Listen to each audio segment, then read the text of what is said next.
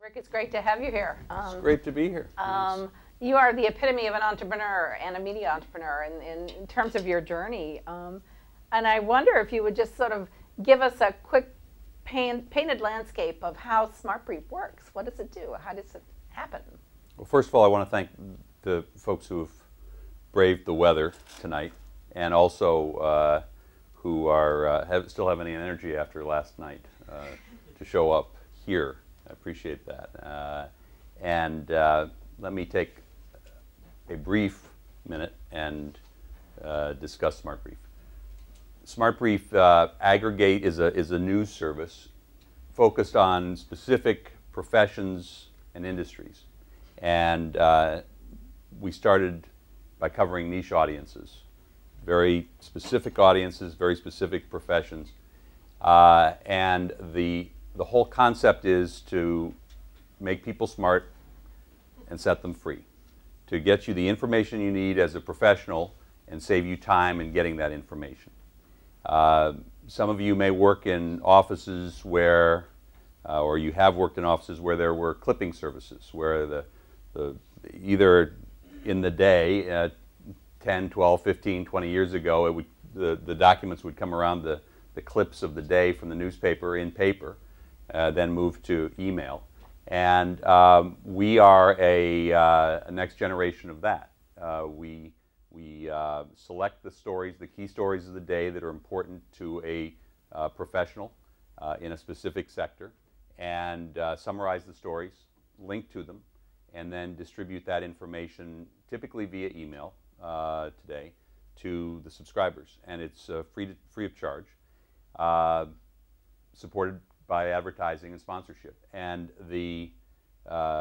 probably the key marketing twist of what we did is that we created most of them with partnerships, in partnership with trade associations and professional societies. And in those partnerships, we get access to their brand and also to their database. They get, in return, typically one of, if not the most valued communications tool that the association or the professional society has.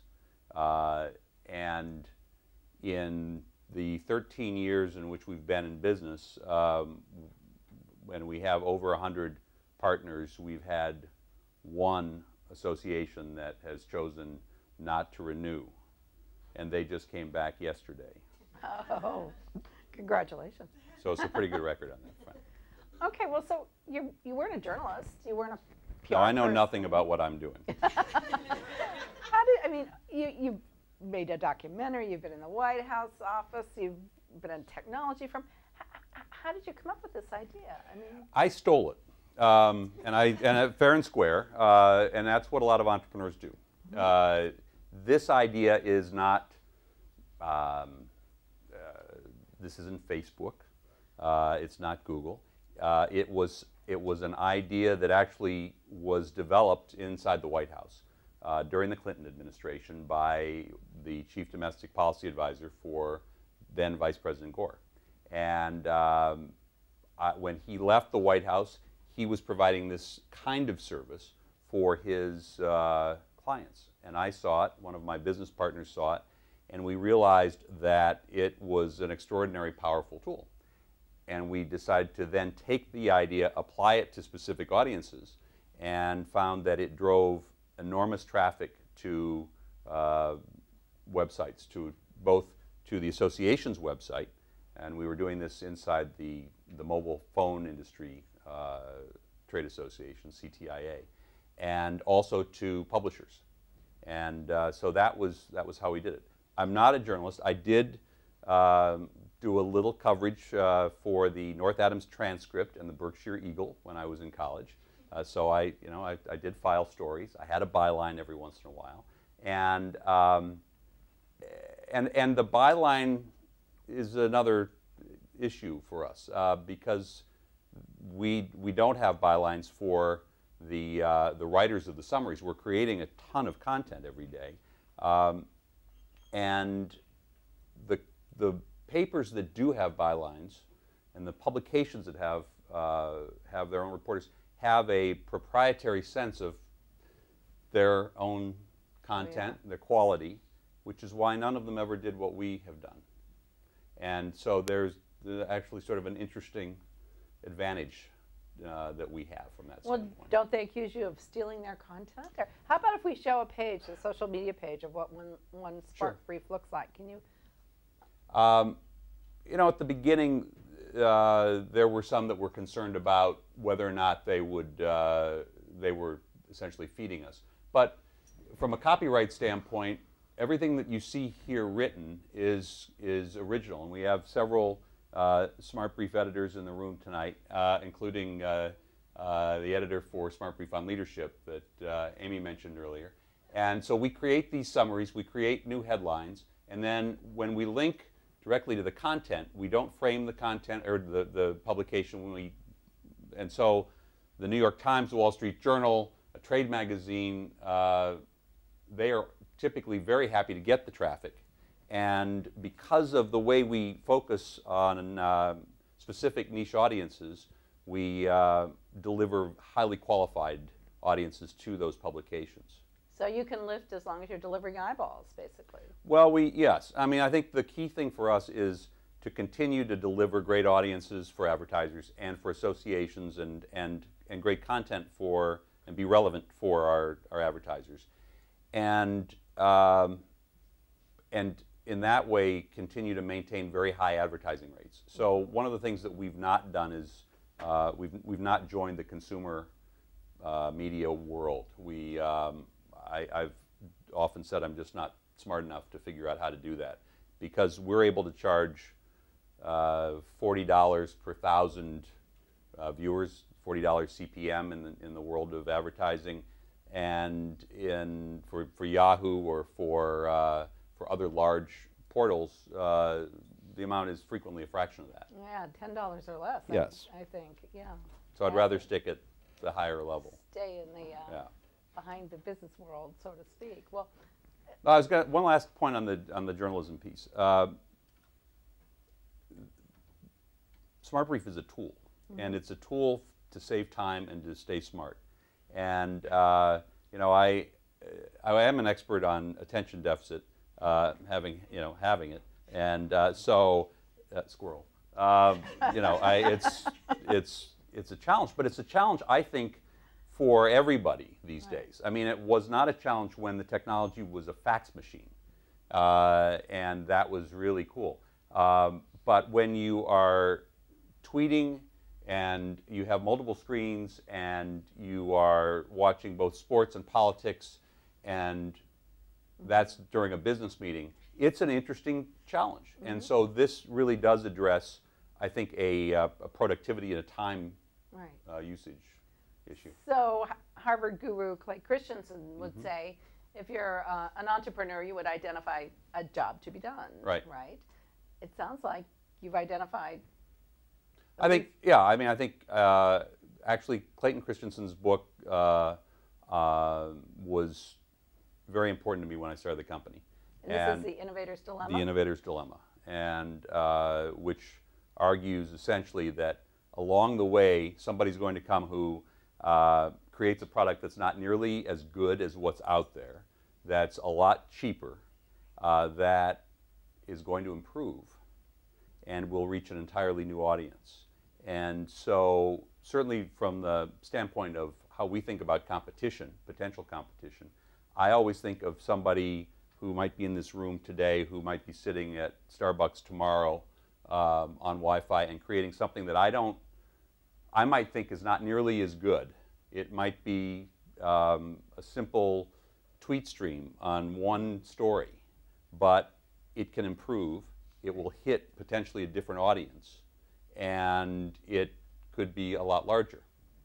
And so it's a challenge when you start a company or when you have a company, because you make more money as you get closer to your key advertisers, to the most important customers that you have.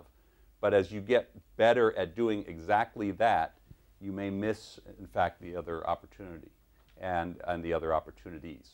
Interesting. So we could go and spend a lot of time providing services to the federal government, which we don't do. But in doing that, we may miss the opportunity to create the next great mobile news application. So did you launch with a minimally viable product? I mean, would you say? No, it's interesting. Things have changed a little bit. It's kind of amusing that I'm here as a startup, but then again, VJ was here from the Washington Post, so I'm more startup than the Washington Post. The whole concept of an MVP didn't really exist in 2000 when we launched the company. We launched with a product, but we had a similar concept as exists today, which is pre-revenue. Pre-revenue was, we don't have to worry about having sales. We'll get an audience, and somehow we'll figure out how to make money. And that was probably fine for companies that were raising a lot of money. We did not raise a lot of money, and the good news, I guess our good fortune, was that we figured out how to make money fairly quickly and sell advertising, because the world ended for startups in March of 2000. There was no more fundraising. And you launched in January of 2000, and right? we launched in January. Right. And so we had raised just enough to get through that, and we tripped on really the key from an advertising standpoint, which was the ability to provide very specific data to advertisers. And so we started to have revenue fairly quickly. Well, back up a second. So how did you launch? How much money did it take to launch? Where did that money come from? There weren't venture capitalists sort of lined up to support you? No, the knock against SmartBrief has been, it's so obvious. It's such an obvious thing. And the VCs at the time said, you're not going to be a billion-dollar company. And I said, I don't need to be. I'd be happy at $500 million. And they said, we're not interested. We're going to go fund pets.com. And so they knew that it was going to be successful, but they didn't think it was going to scale. And so we had a challenge to raise money and to get started. I had a business partner, still have a business partner here in town, who finally quoted the movie Field of Dreams, which is, and just said, build it, and they will come, and gave me the first $50,000, and we built the first one. And it was, as others had said, well, this is obvious, makes complete sense, and that then triggered additional investment. So we raised $250,000 from several investors here in Washington, and at the same time closed our A round for $1 million, and that was the bulk of the funding. We then raised about another $500,000 in 2001, and never raised any additional funds. So we have run the business on internally generated revenue. That's amazing. So you quit your job to do this? I mean, were you working while you were building this on the side? Well, I was producing a documentary, which I'd never done before, so that was an interesting experience. And that launched in 2001, right at 9/11, unfortunately. So that was that was taking a fair amount of time while the .com world was struggling still. And I was a consultant. I didn't think I was a particularly good consultant, so I was happy to do something else. And we had decided that there was an opportunity here. And I think the challenge for a lot of entrepreneurs is fear. I mean, that is the great challenge. It's the fear of failing, or fear of going broke, or fear of yes, yes, all those. And I think fear of success frequently. Okay. What happens if I'm successful? What happens? What changes in my life? And it's easy to look back now and say, well, it was my business partner providing the $50,000, and we started the business. It was hiring the first 2 employees and having to pay salaries, and not having gotten enough money, raised enough money to be able to pay those salaries, and getting into a situation where didn't have a choice, had to keep going, had to raise the money. The deadlines were, I have to feed people or they'll leave, and so it had a it generated its own power. But I think it was Goethe who I think said something to the effect that whatever you think you can do or know you can do, just start, get going, and it has a boldness to it. And I find a lot of people with great ideas who just can't quite get there. And so that's in some ways I was sort of kicked to do it. Panicked? Well, then I was panicked, yeah. Right. But it was having a business partner who said, this is a great idea, we need to do it, and provided that support to go do it. Now, did you bootstrap anything yourself? Did you invest in the company personally? Are you? Well, I have a fair amount of the equity of the company, so I invested time, sweat. Okay. You didn't max I out. was 6'4" and I had dark hair when I started the company. You didn't have to max out your credit cards, mortgage your house. Well, I maxed out my credit. I maxed out my credit cards. I also cashed in my life insurance. Wow. Or my pension. I'm sorry, my retirement, my 401k, my IRA, SEP IRA. So you did gamble. That's a big risk. Yes, and I was told by the board after we had gotten funding and we had our first board meeting. They said that is really great. That was really appreciate the support. Don't ever do that again. And that was great help. That was great advice. God. Kept me out of trouble. So how did you get the name Smart Brief? Was it always that name?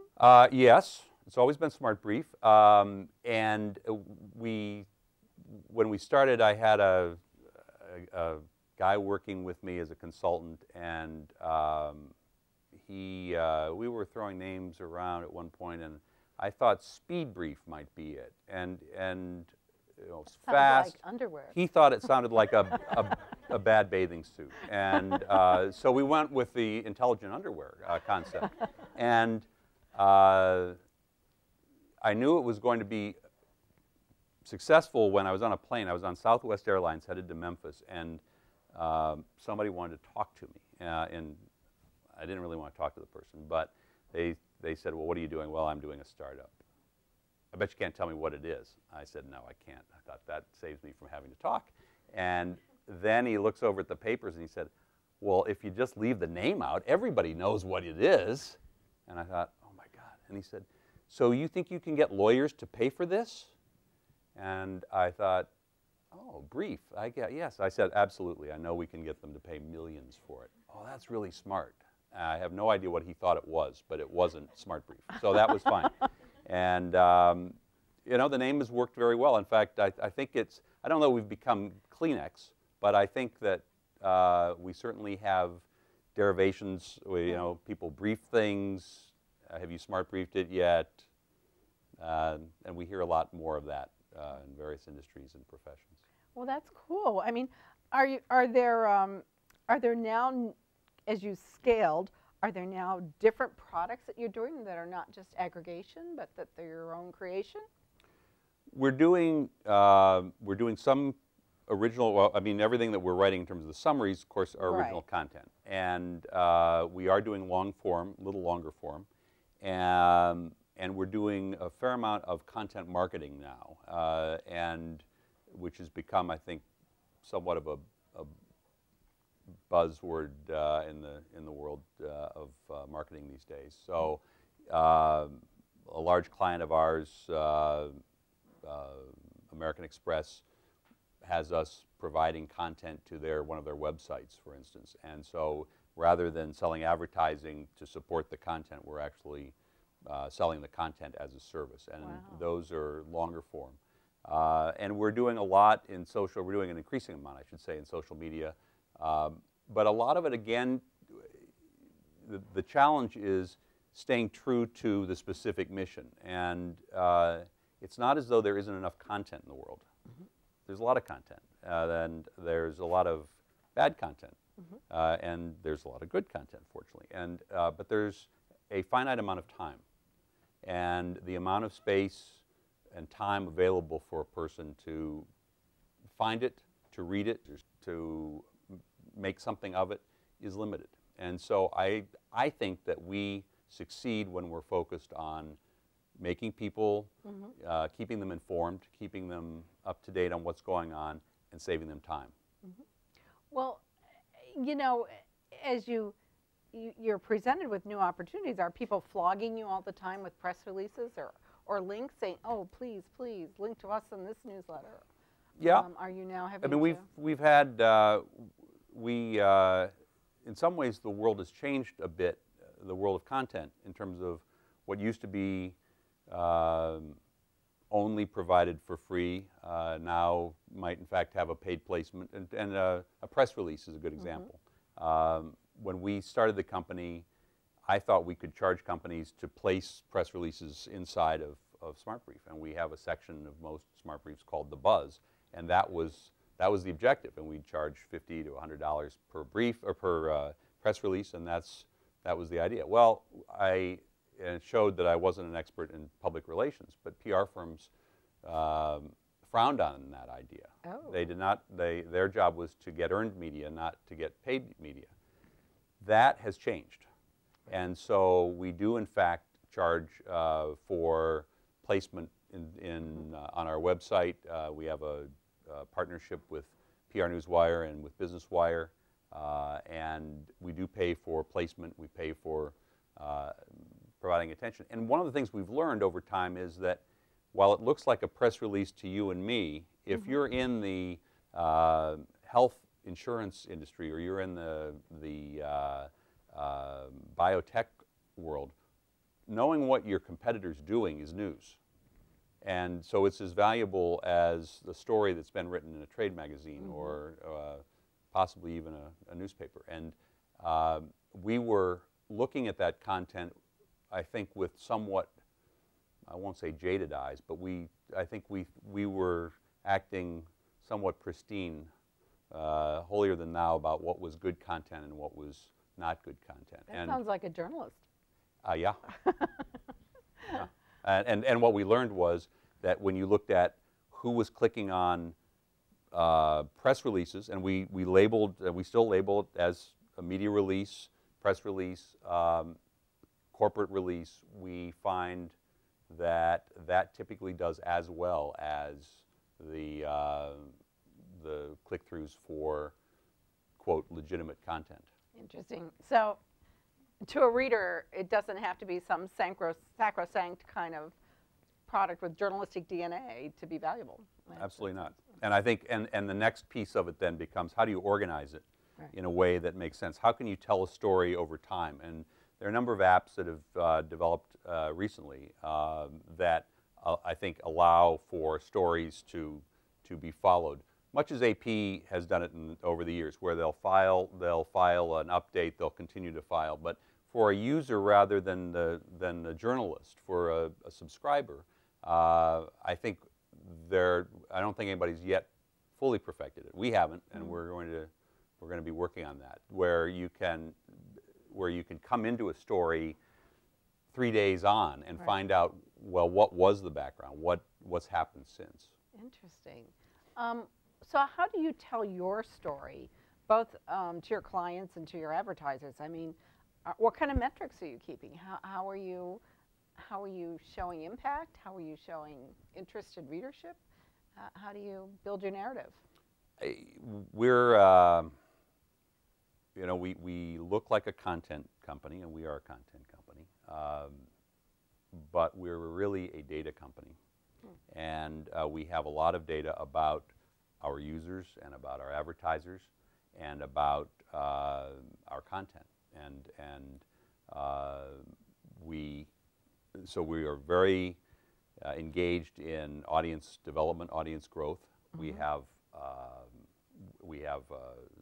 make a significant investment in both people and efforts, both in terms of search engine marketing, optimization, and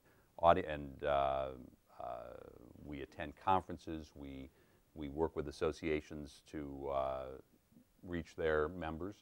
So we are building an audience on a regular basis, refreshing that audience. And we know a lot about the people who come to us as subscribers, because typically they're coming through the trade association or the professional society. So we know what their level is in an organization, what their profession is, how many people might report to them, how much they spend on an annual basis, and that then married to, do they click on an ad, do they click on a sponsorship, provides a great report for an advertiser. So we're able to say to advertisers, here are the types of people by level who have clicked on your ad. And here are the companies that have clicked on the ad. So we won't say the associate professor at American University, but we will say 23 associate professors, and then we will say of the organizations, there were 14 people who came from American University. That, even at that level, is wildly valuable to an advertiser. It means that they are hitting the audience they want to reach, and they typically cannot get that from a website.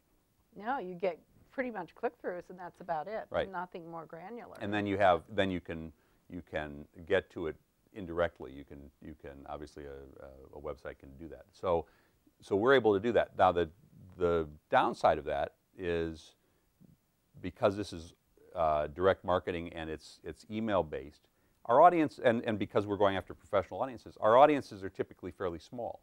If we have an audience of 50 or 100,000 people, that's huge for us. That's a great audience. And we have, in education, which is our second largest market, we have the largest K-12 professional publication on a daily basis in the U.S., and it's fewer than 300,000 subscribers. Is it for teachers or for teachers? Teachers. Yeah, for Wow. teachers. And so we're not reaching 10 million people a day. We're reaching little slices of audiences, but they're decision makers, they're influencers, they're the people who advertisers want to reach. Can you sell that data? I'm sure you're approached, but We don't sell the list, and we don't. We know what the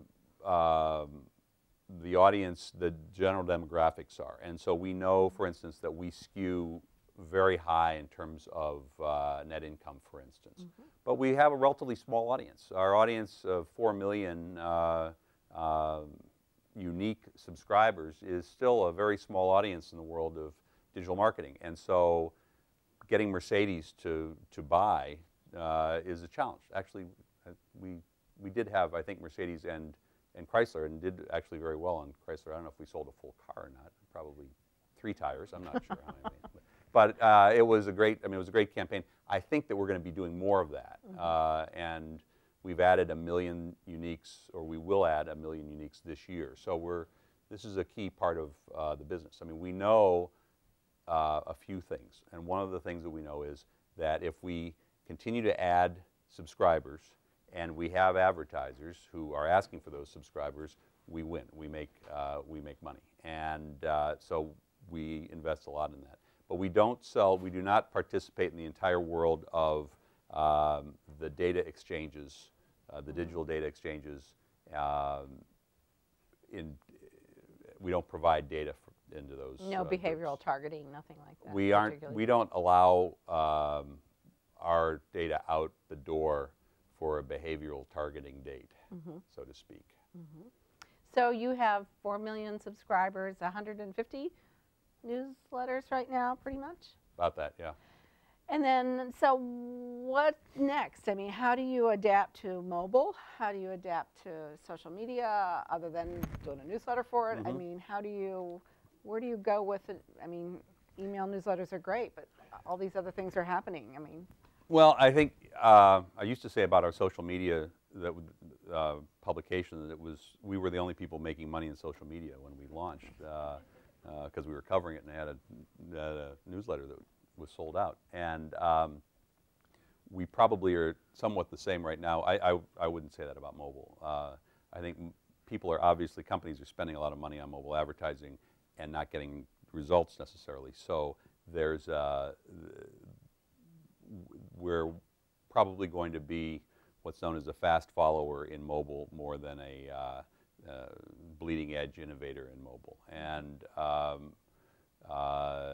will be doing more in mobile than we are today. We have apps for all the platforms, primarily for iPhone, obviously. And but we have the same problem that every other publisher does in that arena.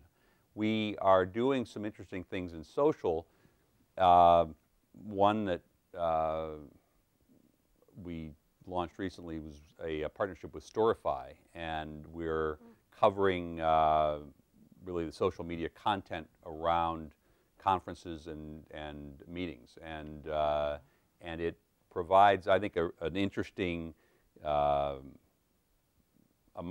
interesting content set because it's location specific, it's meeting specific, and it's social and very visual, and we're able to sell that in a more of a typical advertising sponsorship mode, and we're going to be doing more around that. So these will be with your associations who are already clients, and yeah, you're coming in with on associations their conventions or something like yeah, that. and we have and with clients themselves. So one of the things that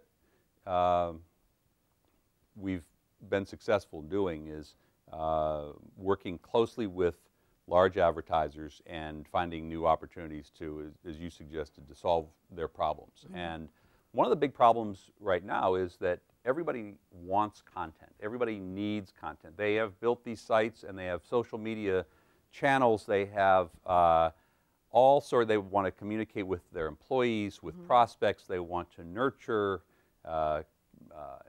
potential employees and potential customers. Somebody has to create the content. Right. And I don't know if everybody sort of forgot that part, but I think that that's a huge opportunity for us.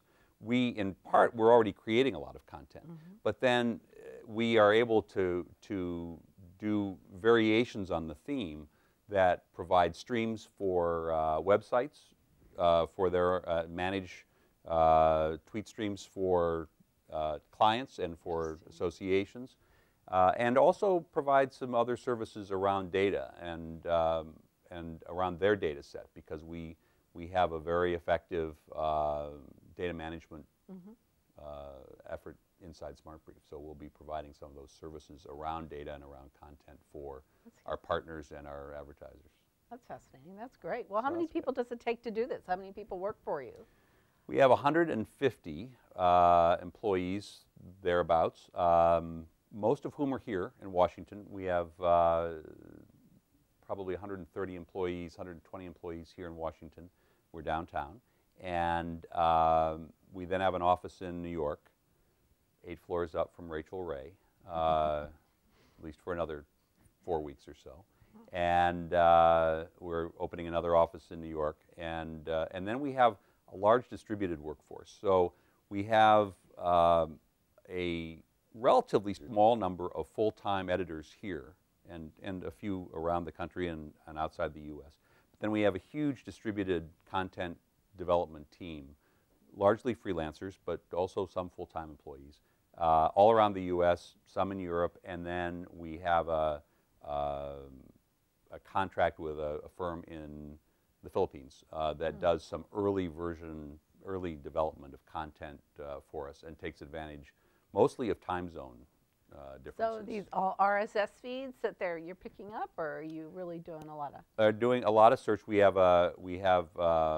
technology that is the basis for a lot of the search and a lot of the organization of the stories each day, and maintain that taxonomy. And then we have a lot of hand search, because there are certain things that you can't do yet effectively with technology. So if there's a story in the New Yorker about or an article by James Siricki in the New Yorker, and it's a great piece of content for a financial services audience, we want to be able to have that story. And our spiders, our technology may not be able to find that specific story in that weekly periodical, when it's aimed primarily, when the technology is aimed at hitting the first page of the Wall Street Journal, Financial Times, New York Times. So there's still some manual labor involved.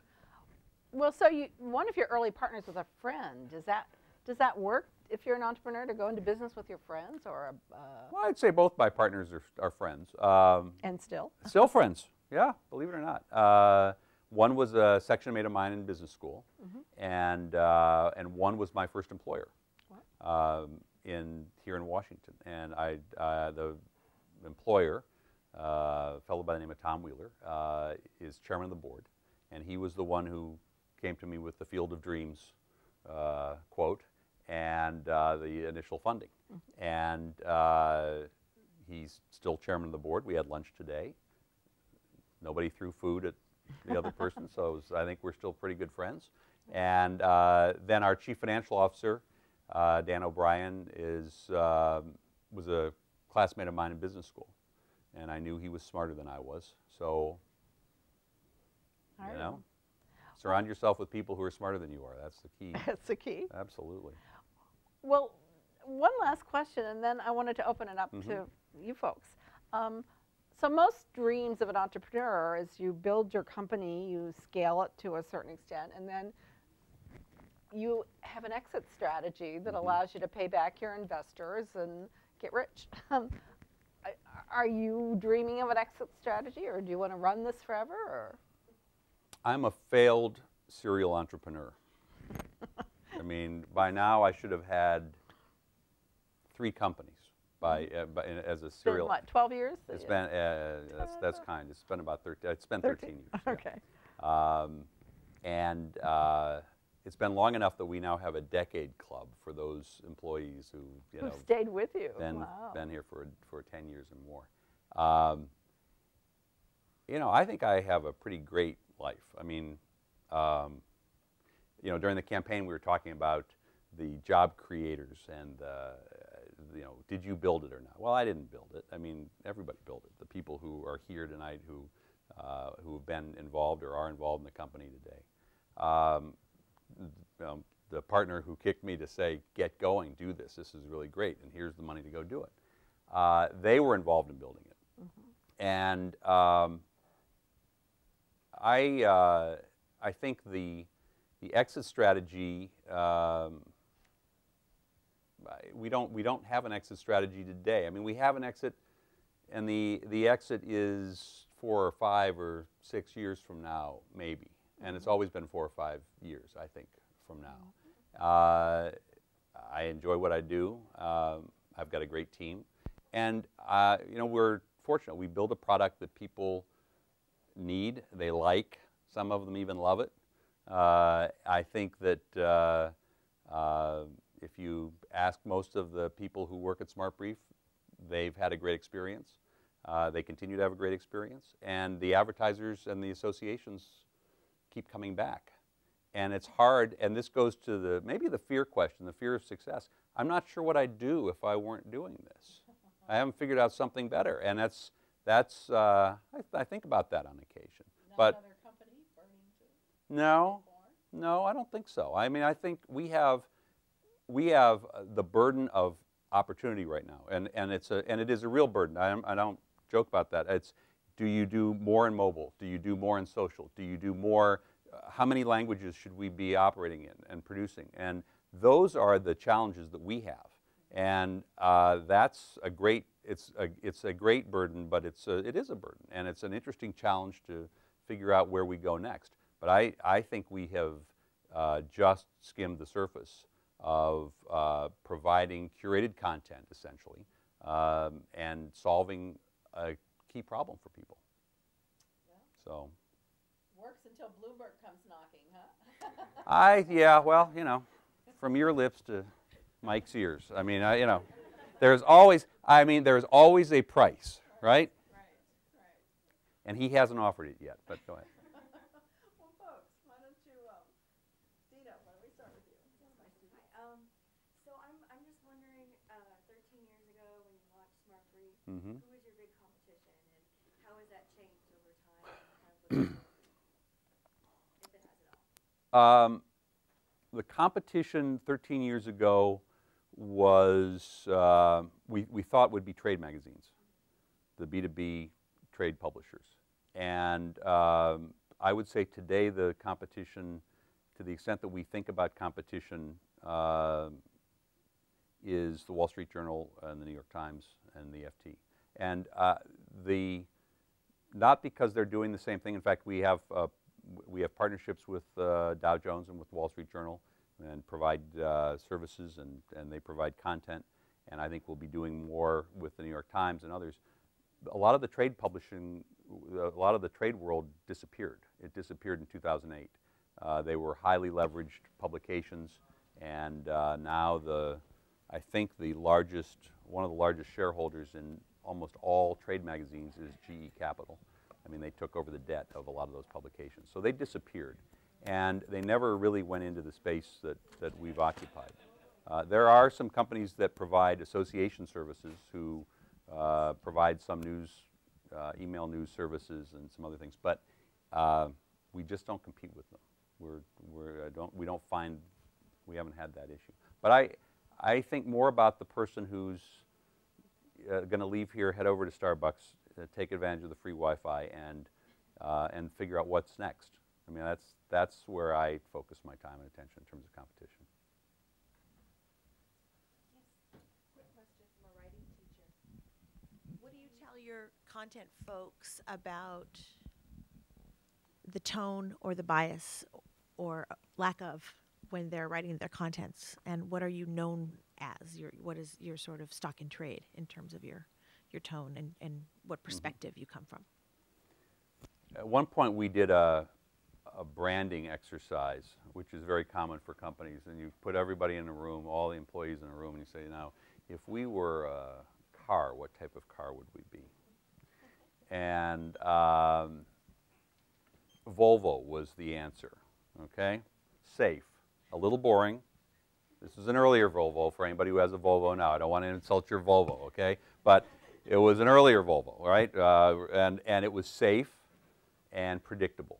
And we don't want to be safe and predictable forever, but we also are not, you will not see, how many of you know Business Insider? I mean, we are not Business Insider. We're not going to be running the stories about Prime Minister Berlusconi's underage activities as a headline. No matter how interesting it might be, we're not going to be doing that. And so our tone is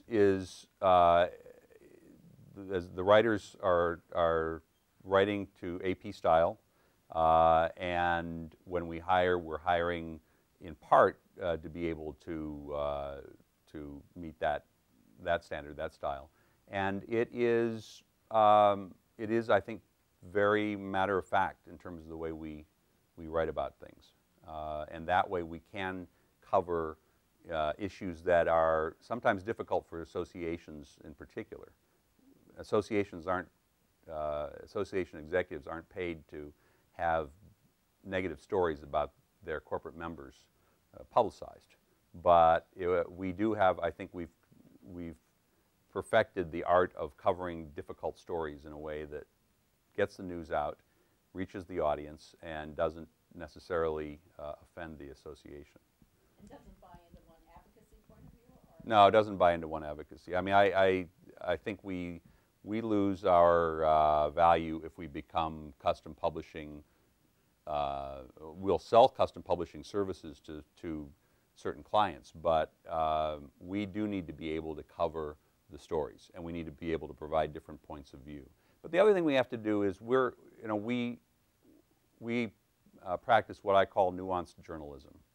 And just as USA Today and the Wall Street Journal and the New York Times will cover the same story differently because they know how their audiences are different, we do the same. And our job is, if we're writing for senior executives in the aviation world, our job is not to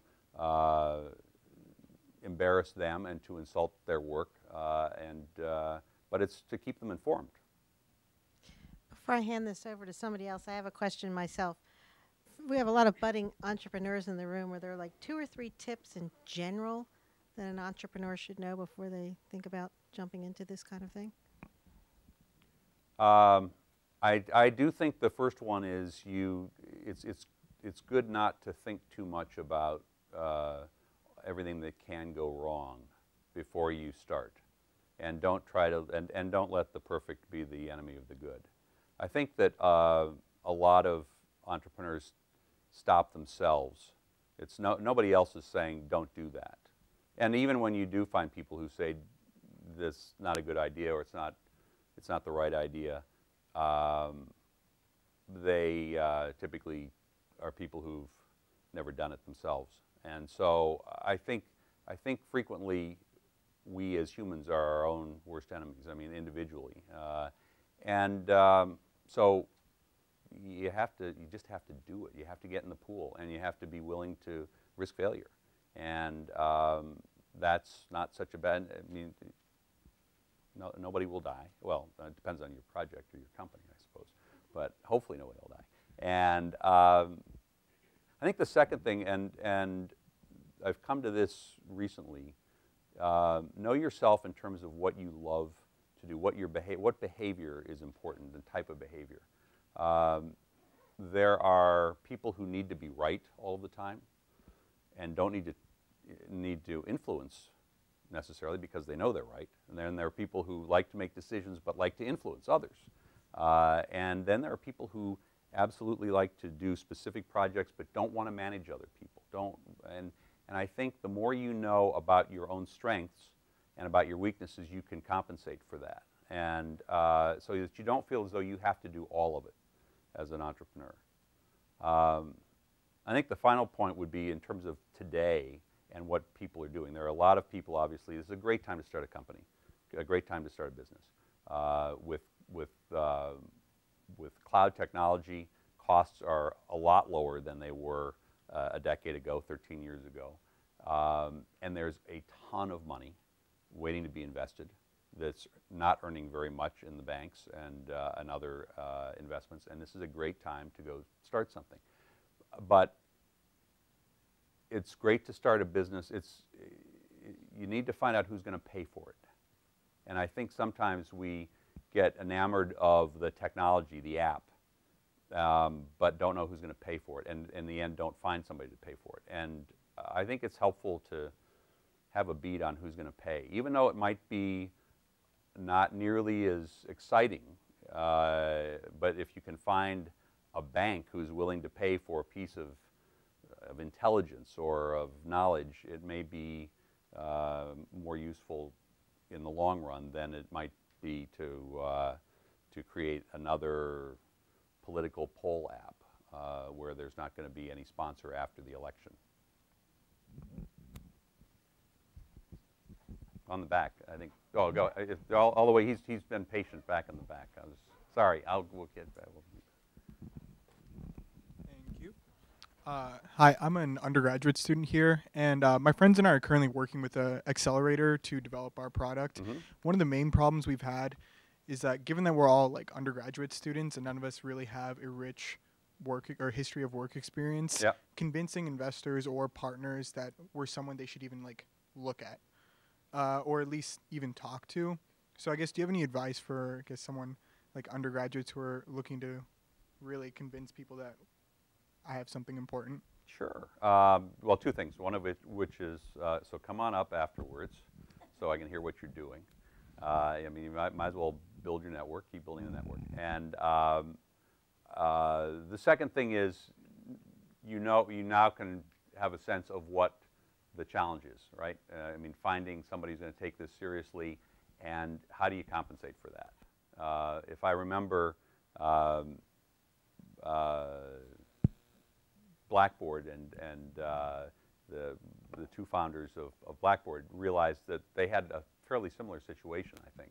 People taking them seriously on a fairly big business idea, and they hired to compensate for that. I may have that story a little off, but I think that's right, Matthew Chasen. And so I think if you bake that into your plan, I think you have probably a better chance of raising money. Acknowledging this is where we are, this is who we are, this is our idea, and find somebody who might be willing to help you, who's got a little gray hair, so to speak, and some available time, and can be on your board of advisors, can be on your board, or can even come in and advise and consult or be an employee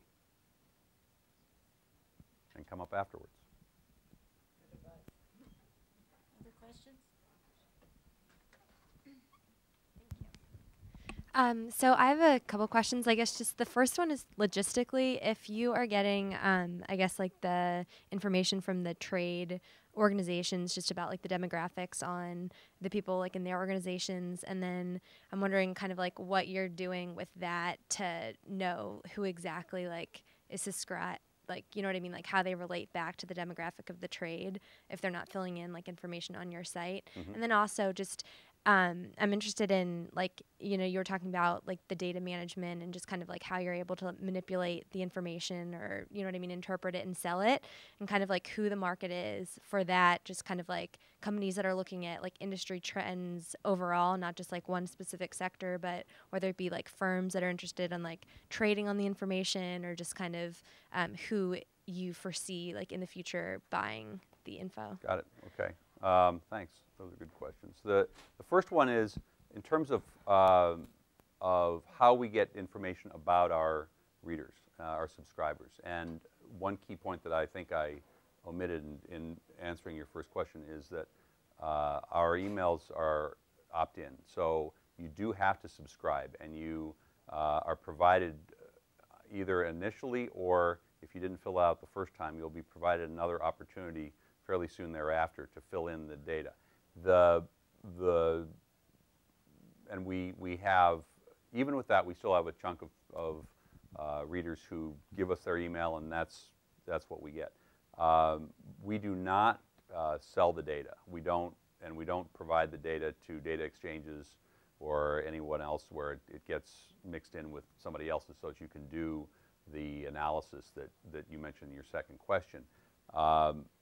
We ought to be doing more, actually, of the analysis to say, here are trends in terms of stories that are of interest, or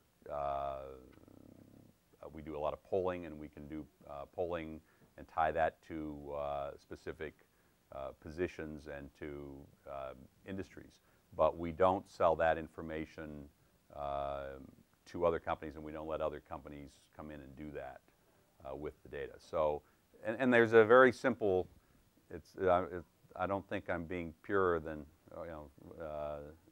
holier than thou. The simple issue is we have an audience that is a target audience for most advertisers. I mean, we have decision makers. We know generally how much they have from a budget standpoint, and they're buying things that are very expensive, and it doesn't really make sense for us to throw that data into the readership of a general publication, whatever general publication it might be, online publication. So it's better for us to keep it separate and market it on our own to advertisers and access to that audience. So I'm going to wrap with one closing question. Yes. You hire young people? All the time. It's my, it's a bias. I will take energy and enthusiasm over experience all day long, and it causes its own set of issues. But I'd much rather have that than the alternative. So we do hire. We have American University alums throughout the company, and who've contributed greatly to the success of the business, and both undergrads and graduate students, and we're always looking for talent. This So is great. Terrific. Thank you. Thank you so much. Thanks. It was great. Appreciate it. Good to see you.